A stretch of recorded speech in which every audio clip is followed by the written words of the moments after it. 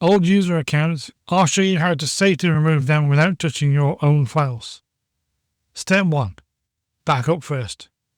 Before you delete anything, it helps to know where your old user account is located so you can back up the files manually if needed. Click on the File Explorer at the bottom of the screen, or you can go via this PC. On the left hand side here, you've got Local Disk C, so left click on that one. Then you're looking for a folder called Users, double click on Users. So you're looking for names like John Old, HP User.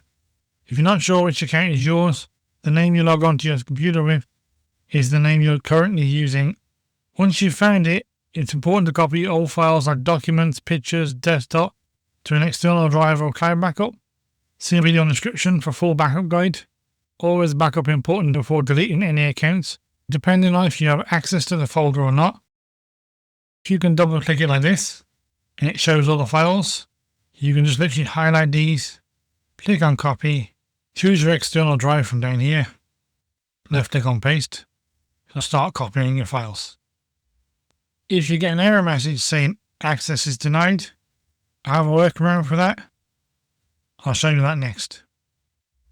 Down in the description below, I've put a zip file that you can download and extract. There's a little program in there called Take Ownership, and this will enable you to access your files.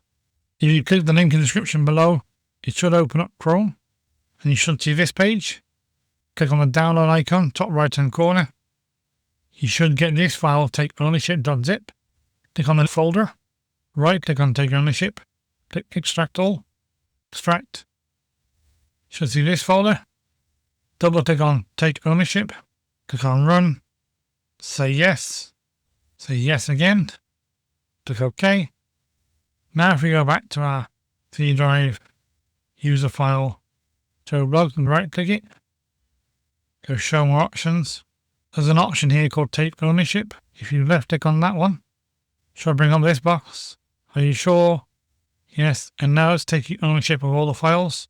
Once this is completed, you should easily access your files and copy them to an external drive.